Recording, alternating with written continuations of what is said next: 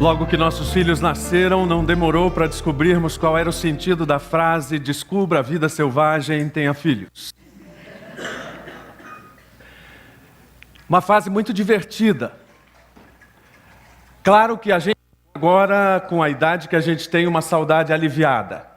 A gente pega o filho do brinca e devolve sem todo aquele ônus. Mas havia uma coisa característica dos primeiros anos da infância dos nossos filhos. Quando eles ficavam muito tempo em silêncio, nós olhávamos, eu e minha esposa, e dizíamos: alguma coisa eles estão fazendo. E invariavelmente estavam. Invariavelmente estavam, como nós dizíamos, aprontando alguma coisa. Ainda bem que o nosso Deus não é assim. Ainda bem que quando Deus está em silêncio, nós não dizemos assim: Deus está aprontando alguma coisa. Muito pelo contrário. Deus está falando e Ele está fazendo coisas, porque fazer e falar para Deus são duas realidades intimamente associadas. E daí porque essa nossa ênfase nesse ano em levar a igreja a pensar sobre como estamos percebendo aquilo que Deus está fazendo, com base em Isaías 43, 19a. Que seja uma palavra de Deus diretamente ao seu coração, ao coração da igreja, batendo na sua porta para dizer: você realmente está percebendo o que Deus está fazendo? Uma das coisas que eu vejo que torna a palavra de Deus real na vida da congregação é quando você começa a ouvir as reverberações daquilo que é pregado. E pelo pouco contato que eu tenho com todos vocês e o pouco que eu tenho falado, eu já tenho ouvido as pessoas dizendo: pastor, eu estou vendo Deus fazer isso, eu estou vendo Deus fazer aquilo, Deus está fazendo isso na minha vida, eu estou percebendo. E nós vemos então que Deus vai abrindo os nossos olhos para enxergar nas mais variadas formas o que Ele está fazendo ao nosso redor. E nós começamos uma trajetória para mostrar que Deus está agindo de várias formas. E claro que uma base prioritária para nós, aquilo que nós chamamos de monumento no domingo passado, é a obra de Cristo. E aquilo que nós tratamos no domingo passado em relação a Hebreus, de que Deus está falando hoje por meio do seu Filho, também é uma realidade que não pode ser esquecida. Por falar em reverberações, esta semana conversei com uma pessoa da igreja e foi uma conversa tão boa. Uma das coisas que ela me disse foi: sabe, pastor, depois de ouvir aquele sermão, eu fui fazer a minha meditação num dos dias e eu fiquei pensando como é que eu pude esquecer essa realidade tão básica de que Deus já falou e continua falando. Eu estava procurando essas novas sensações, esses novos arrepios, essas novas dimensões de Deus que estão reveladas na palavra. E ela disse: eu comecei a lembrar tudo aquilo que Deus já havia feito na minha vida, tudo aquilo que Deus já havia falado a mim diretamente. E isso trouxe uma tranquilidade ao meu coração. Na verdade, irmãos, Deus nunca mudou de assunto. Sabe aquele sujeito que você diz assim: nossa, mas você não muda de assunto, né? É Deus.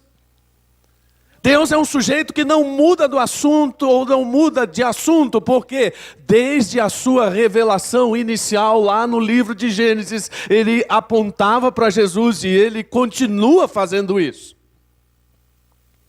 Em contextos diferentes, em formas diferentes, em situações as mais variadas que você possa imaginar, mas Ele continua fazendo disso o seu grande tópico. E quando nós lemos o texto de João 1, no qual se baseia a reflexão desta manhã, o nosso primeiro impacto é distanciamento. Porque nós olhamos para esse texto e pensamos no princípio aquele que a palavra já existia, e a palavra estava com Deus, e a palavra era Deus, e a gente diz: nossa, de novo, engata a primeira, faz devagar para ver se eu entendi. Ou então faz cara de teólogo. Não entendeu nada, mas faz uma cara de teólogo, não é? E aí então, finge que entendeu e vamos para a próxima página. Para a gente não precisar fazer cara de teólogo, a gente pode ler junto esse texto. Vamos ler o que está projetado? No princípio, aquele que é a palavra já existia. A palavra estava com Deus e a palavra era Deus. Ele existia no princípio com Deus. Por meio dele, Deus criou todas as coisas e sem ele nada foi criado. Isto é uma forma muito simples de dizer que Deus expressou sua pessoalidade em Cristo. Deus se apresentou em Cristo. Há traços característicos e intrínsecos de Deus na pessoa de Cristo. E essa pessoa nos foi apresentada.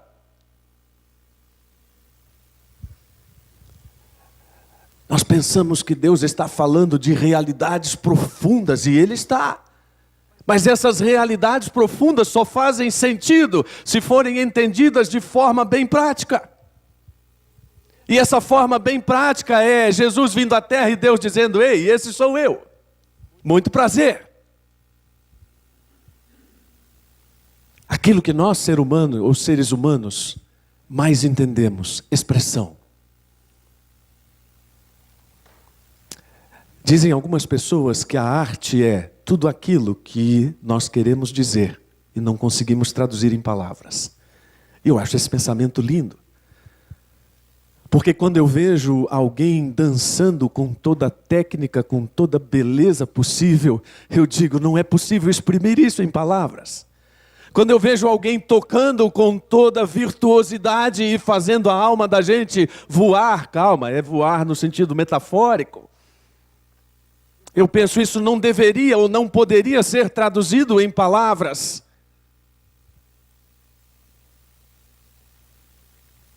E então a gente entende como é que Deus é apresentado em Jesus. De forma profunda, mas de forma prática. De forma teologizada, aparentemente, mas de forma direta. Apresentado para você. Apresentado com estas características e testemunhado por todas as suas obras aqui na terra. Tanto que na semana passada nós fizemos referência a isso. Quando Jesus fala, Ele fala por tudo aquilo que Ele fez, dentre outras coisas. Essa realidade é maravilhosa e traz para nós uma responsabilidade muito grande.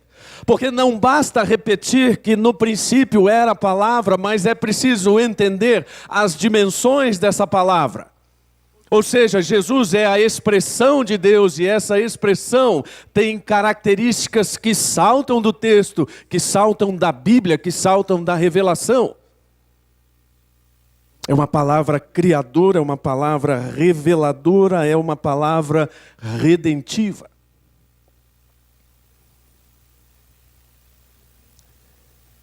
Isso mostra o quanto isso impacta a nossa vida e eu digo muito claramente, se a Bíblia não impacta a sua vida, então o problema não é com a Bíblia, o problema é com o seu ouvido. Lembra como terminamos o sermão domingo passado?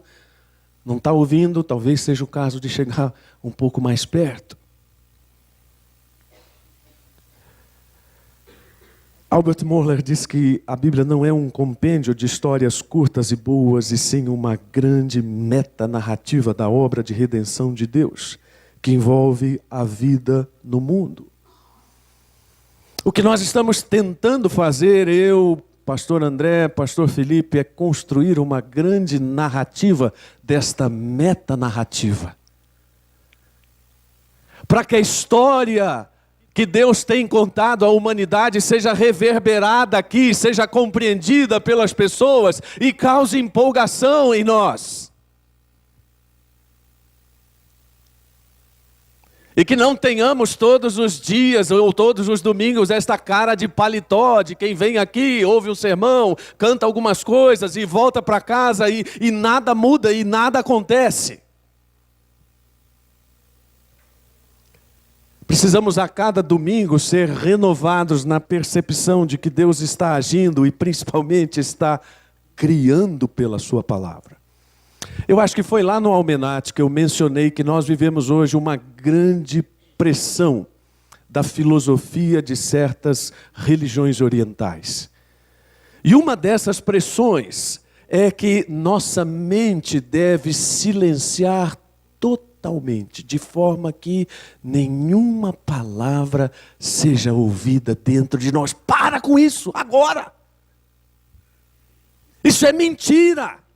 Isso não é coerente com a Bíblia. O objetivo de Deus não é silenciar a nossa alma de forma que haja um vazio dentro dela, mas é preenchê-la com a palavra. Cuidado, você pode estar indo na direção errada daquilo que Deus tem planejado e daquilo que Deus tem feito na sua vida. Ele quer fazer um santo barulho na sua vida e você está buscando um silêncio na sua alma. Entenda bem. Tudo à nossa volta surgiu e surge pela palavra criadora. Talvez isso não seja tão impactante para nós, porque nós não estamos nos laboratórios de biologia para ver os milagres da vida acontecendo ali, mas um pensador chamado Max Planck diz que para os crentes Deus está no princípio, para os cientistas está no final de todas as suas reflexões. Isso porque a reflexão dos crentes parte da fé e eles entendem pela fé que tudo foi criado por Deus, isso está no princípio de todas as coisas. Talvez todos nós possamos fazer um percurso e descobrir isso lá no final de novo. Francis Collins é talvez hoje um dos biólogos e cientistas mais conhecidos no mundo por ter liderado o projeto Genoma. Projeto que mapeou o DNA. É que tem que ter cuidado danado, né? Um monte de médico sentado aí, quando usar termos de medicina assim, usar consultoria lá em casa para não falar nada fora do riscado. Mas esse sujeito temente a Deus, homem de profundas convicções, estava ao lado do presidente Bill Clinton, quando houve uma celebração na Casa Branca comemorando o fim do projeto Genoma. E o presidente Bill Clinton leu um discurso no qual ele dizia: sem dúvida, trata-se do mapa mais importante e mais extraordinário já produzido pela humanidade. Estamos aprendendo a linguagem com a qual Deus criou a vida. A gente não está acostumado a ouvir um presidente da nação mais poderosa do mundo dizendo isso. Aí você vai dizer, mas foi alguém que redigiu o discurso lá para ele. Não interessa, alguém redigiu, mas ele disse isso. Isso foi ouvido mundialmente. Ao lado de uma das pessoas mais proeminentes no campo científico, como eu mencionei. E Clinton terminou essa fala dizendo: ficamos ainda mais admirados pela complexidade, pela beleza e pela maravilha da dádiva mais divina e mais sagrada de Deus. Parece um pastor falando. Não o presidente dos Estados Unidos. Só que nós podemos ter a falsa impressão de que entender essa palavra criadora de Deus é admirar apenas a complexidade do universo. Não é isso. O universo é complexo, a criação é complexa, mas o universo não é parte de Deus. Deus é Deus a despeito do universo. Nós desprezamos todas as crenças animistas de que Deus está em todas as coisas, está na pedrinha, está naquela bobagemzinha, aquela coisa. E isso não é o que João está dizendo aqui.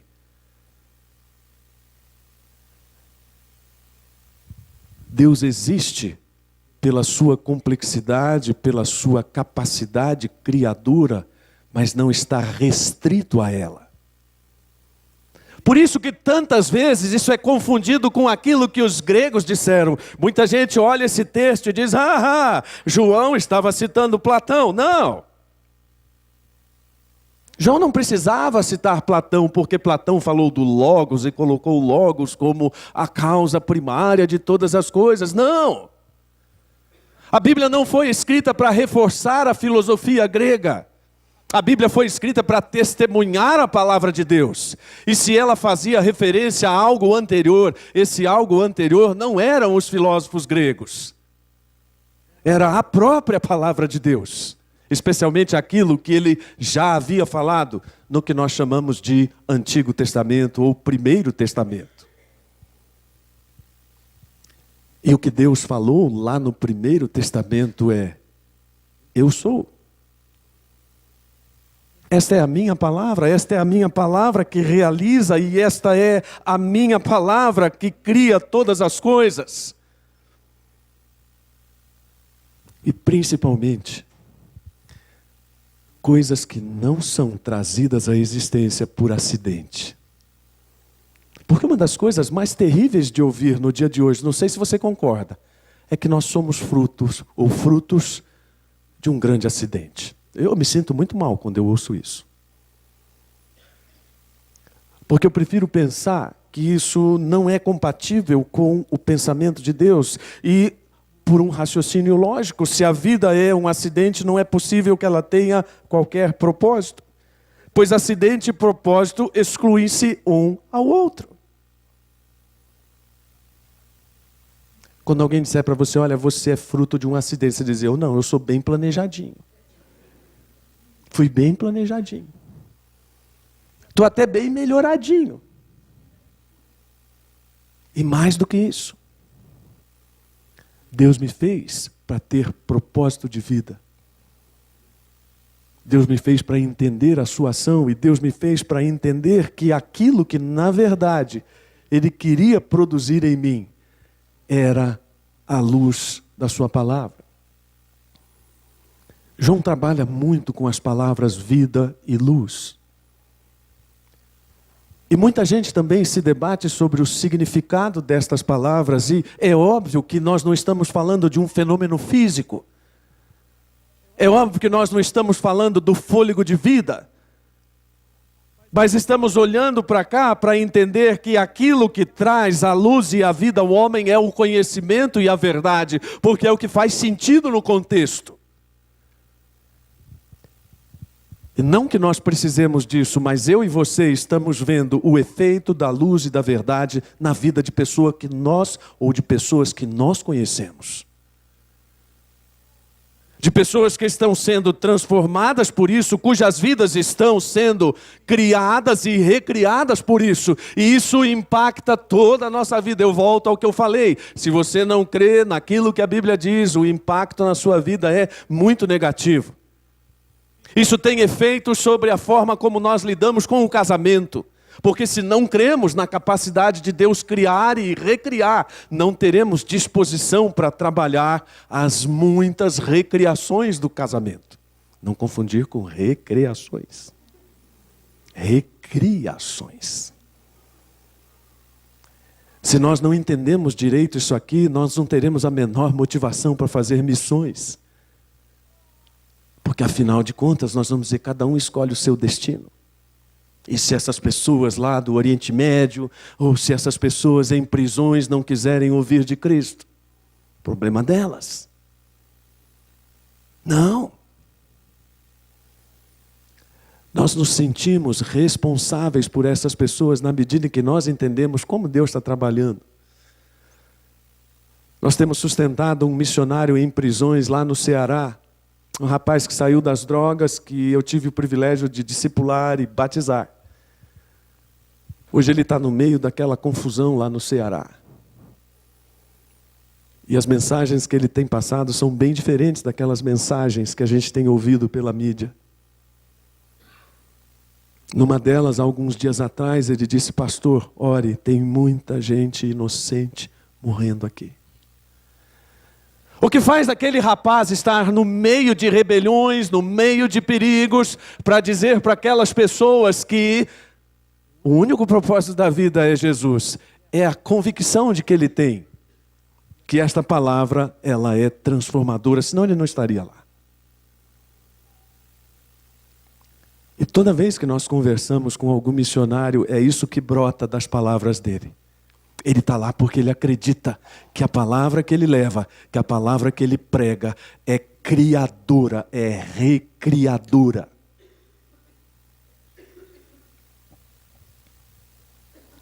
Nós lemos no texto da palavra, não está aí projetado, mas vários exemplos poderiam ser dados. Aliás, estou lembrando agora, uma vez ouvi um sermão. O título do sermão era "O fim não é o fim". A ideia do pregador era mostrar que tudo aquilo que nós pensamos que é o final, acabou, game over. E já que falei em casamento, né, muitos gostam daquela camiseta assim, casal separadinho, game over. Já vi crente usando aquela camiseta.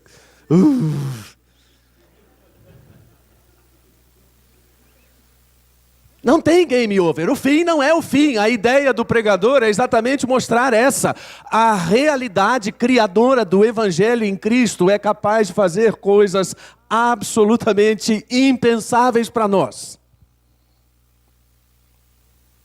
Esse rapaz que eu mencionei, e você não precisa ficar preocupado de eu estar dizendo isso, inclusive em rede, porque isso ele conta o seu testemunho.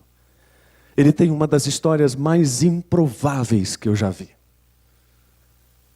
Fruto do estupro de um dono de bordel com uma de suas prostitutas. Abandonado pelo pai, criado por uma mãe que não era mãe, criado por um pai que não era um pai. Sem qualquer tipo de estrutura familiar, envolveu-se com as drogas, com os crimes, e logo a vida dele estava lá no fundo do poço. Mas um dia ele tem contato com essa palavra recriadora, que está lá mencionada em Isaías, por exemplo, quando o rei Acaz vai apavorado procurar Isaías, dizia: olha, acabou tudo, game over, nós estamos agora realmente no fundo do poço. Isaías diz: calma, não é o fundo do poço. Lá no Salmo 107, versículo 20, nós temos um dos textos. Esse é o Salmo dos Desesperados, irmãos. É um título meu, tá? Se você estiver desesperado, vai ler esse Salmo. Quando chegar em casa, você vai entender o que eu estou falando.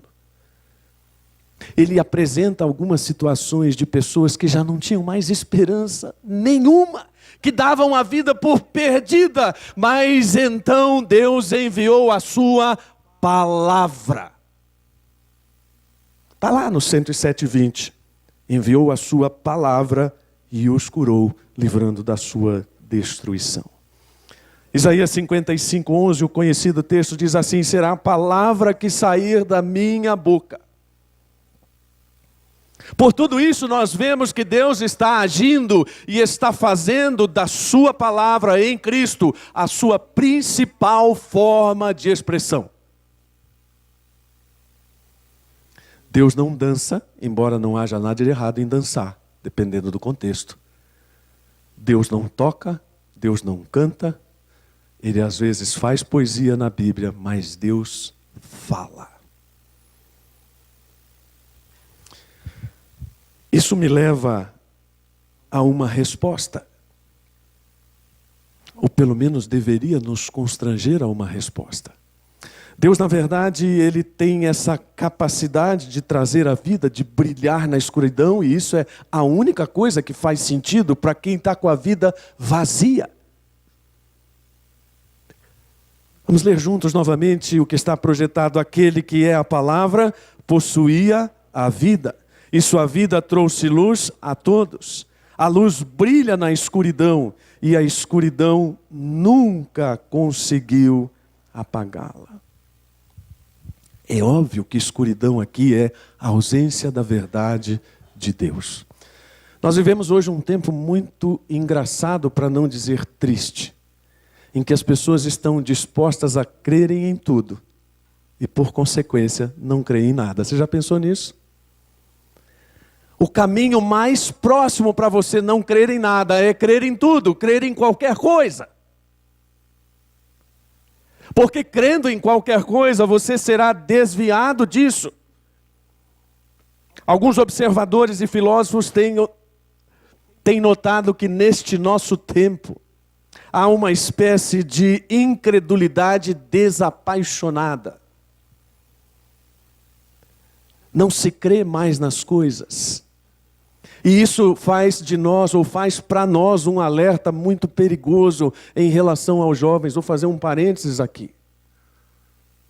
Não é palavra de pastor, não é palavra de gente que escreve só pensando na palavra de Deus, não é só pensa naquilo. É gente que está de fora de todo esse universo evangélico, psicólogos, psiquiatras, observando a juventude no nosso tempo e dizendo: o risco é grande.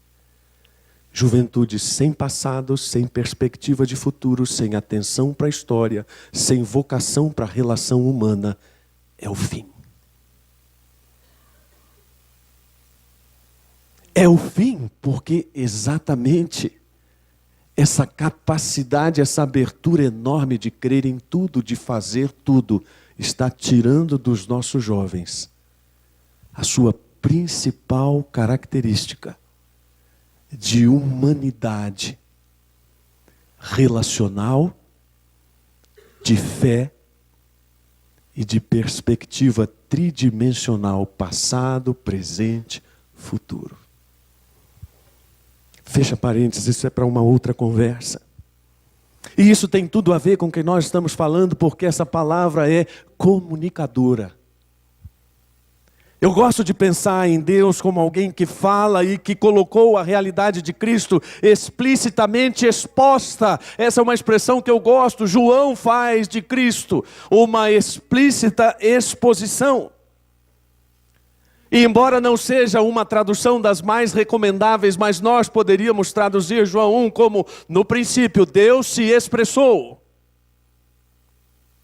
Deus comunicou, Deus se revelou e Ele fez isso, tornando-se carne, uma realidade que eu e você conhecemos de muitas maneiras. Mas aqui eu quero fazer um outro destaque. Na verdade, a diferença entre o cristianismo e todos os outros sistemas religiosos consiste principalmente nisto. Em todas essas religiões vê-se o homem procurando a Deus, enquanto que no cristianismo temos Deus procurando o homem. Isso é fantástico. O maior sermão, o melhor sermão que eu já ouvi na minha vida. Aquele seu sermão inesquecível, sabe? Você tem um sermão inesquecível? Deveria ter. Eu ouvi há uns 20 anos atrás, lá na igreja do Brooklyn, pelo pastor Luiz Saião. Até hoje, aquele sermão martela na minha cabeça. O sermão, você fala, mas até vai falando, qual é o sermão? Sobre o filho pródigo. Você conhece a história do filho pródigo? Ah, de um filho que vai embora. Não, então, a história não é do filho, a história é do pai.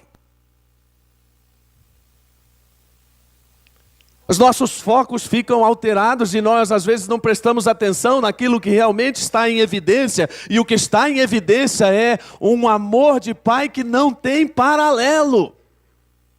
Chega a ser humilhante. E uma das coisas que mais me toca naquele texto é que o texto diz que o pai não apenas espera pelo retorno do filho, mas corre em direção a um filho, uma coisa que jamais alguém honrado no Oriente Médio faria. Mas é o que eu vejo Deus fazendo ao longo de todo o Antigo Testamento. A forma como Deus busca Israel, como Deus vai atrás de Israel, ela é constrangedora. Nós lemos aquelas histórias e nós pensamos assim, Deus tenha paciência, né? Agora você foi longe demais. Perdoar essas pessoas desse jeito, vamos ser razoáveis. O problema é que quando eu olho para a história do povo de Israel, eu me vejo naquela história. E aí eu entendo por que Deus é esse Deus comunicador, que vai atrás, que vai comunicando o seu amor e que vai tolerando e desviando da iniquidade. Tudo bem, até um certo ponto, é óbvio. Mas uma coisa está sendo mostrada, é que essa graça e misericórdia, elas não têm fim. E se Deus permitir, vamos falar sobre isso no domingo que vem. Como é que Deus veio anunciar o seu reino e o que é que Ele está falando a respeito disso? Porque às vezes nem aquelas pessoas que se dizem crentes entendem o que é o Evangelho. Eu acho que na primeira vez que estive aqui com vocês pregando, eu disse que Tim Keller diz que é essencial entendermos o que é o Evangelho para entendermos o que é ser igreja e entendermos o que é transmitir a nossa mensagem. E se houver algum gap, alguma coisa aí no meio do caminho, certamente a nossa revelação não vai ser completa. Não a nossa revelação, mas a nossa percepção da revelação. E nós não vamos entender então os esforços de que Deus realmente está fazendo esses movimentos em direção a nós.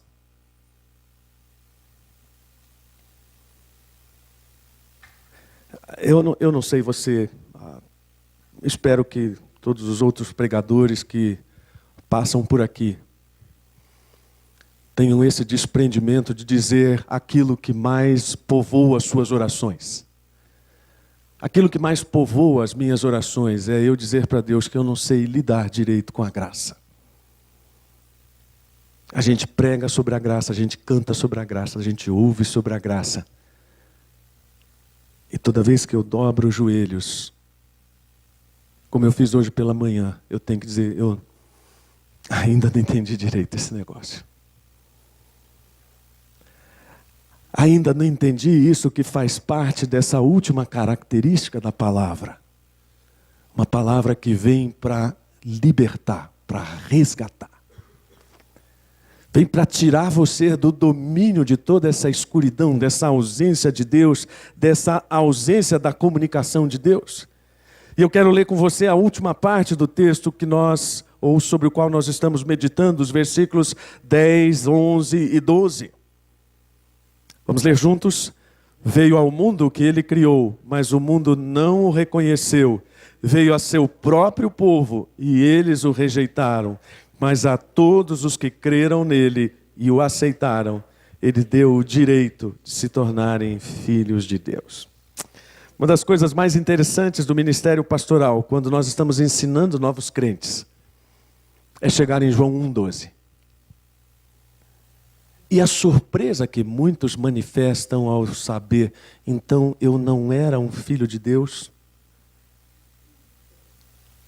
A Cíntia balançou a cabeça, acho que deve ter passado por essa experiência. É tão frustrante. Eu já vi várias pessoas dizer, sério mesmo, pastor, eu não era um filho de Deus. Não, você não era. Porque senão a palavra de Deus não teria o menor propósito. Isso é muito contestado. E para terminarmos, eu quero dizer que uma das verdades com as quais nós temos lidado é que o homem não precisa ser liberto de nada. Essa mania dos evangélicos ficarem pregando sobre libertação e sobre salvação. Eu não preciso ser salvo de nada, já ouvi isso de muitas pessoas. Então eu recorro à música popular brasileira. Falei, isso faz direto, pastor, como é que é? Tem uma música popular brasileira que diz assim, Deus me proteja de mim.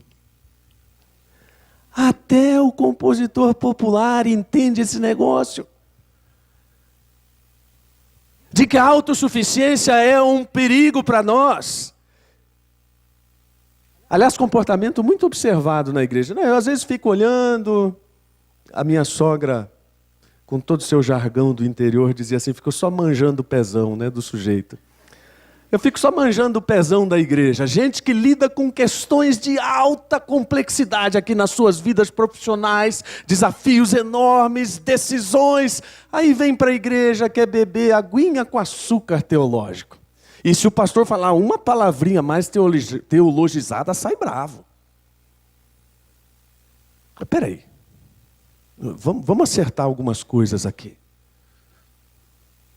Nós viemos aqui beber água com açúcar ou beber aquele leite que nos dá a sustância, aquilo que nos alimenta para a eternidade, aquilo que nos faz ver o tamanho da encrenca da qual nós fomos libertos.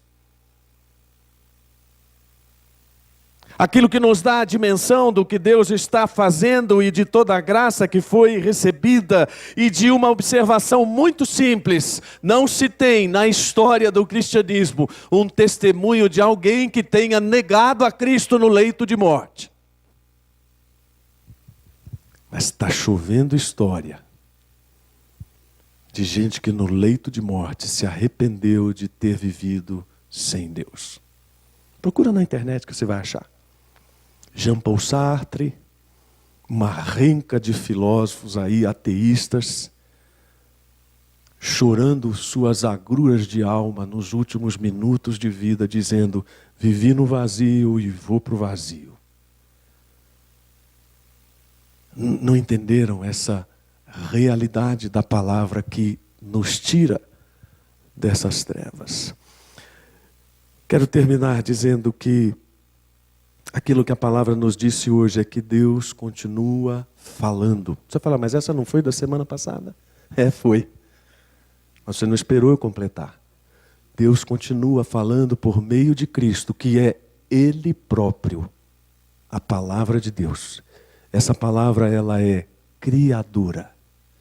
Vá para casa essa semana com isso na cabeça e Deus... ore assim, dizendo: Deus, me perdoa por achar que essa minha vida está toda destruída, está no fundo do poço, que as coisas não têm mais esperança. Não diga isso. Peça para que Deus faça você entender a realidade dessa palavra que cria. Peça para Deus ajudar você a entender a realidade dessa palavra que Ele próprio comunicou para você. E daquilo que Ele continua dizendo. Daquilo que Ele continua fazendo, sendo uma sombra para você. Eu gosto de pensar nisso. Gosto de pensar... Você vai achar que eu sou tão exagerado, mas quando às vezes eu estou sozinho no carro e dou um espirro muito espalhafatoso, eu peço desculpa, Senhor.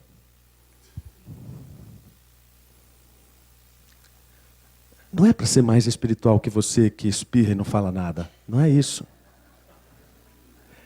É só para mostrar que tudo deve ser vivido na percepção desse Deus que está conosco e que fala conosco, que se comunica conosco, e que tudo isso fez para que eu e você não tivéssemos uma vida sem propósito. Abaixa a sua cabeça. Vamos orar juntos. Pai, muito obrigado, porque esta tua palavra, ela trouxe para nós uma mudança de vida, e eu penso que posso falar pela grande maioria das pessoas que estão aqui, como algo que fez de nós gente nova em Cristo. E nós estamos muito felizes porque o Senhor tem nos mostrado de diversas maneiras que o Senhor continua não apenas falando, mas interessado em continuar falando e revelando Jesus Cristo. E que esta palavra que foi pregada hoje reverbere no nosso coração de uma forma bem simples. Que o texto de João, no capítulo 1, seja para nós algo que nos alegre, que nos motive e que nos renove o ânimo, especialmente nesta semana. Cuida de quem está buscando um propósito. Cuida de quem hoje talvez aqui esteja com o riso na boca, mas com o coração fechado. Cuida de quem talvez não esteja sabendo lidar com o sofrimento, um pouco além da conta, um pouco além do compreensível. Mas cuida também de quem, por ter tanta abastança, tem se sentido autossuficiente, esquecendo do Senhor, esquecendo da palavra e esquecendo da realidade da palavra.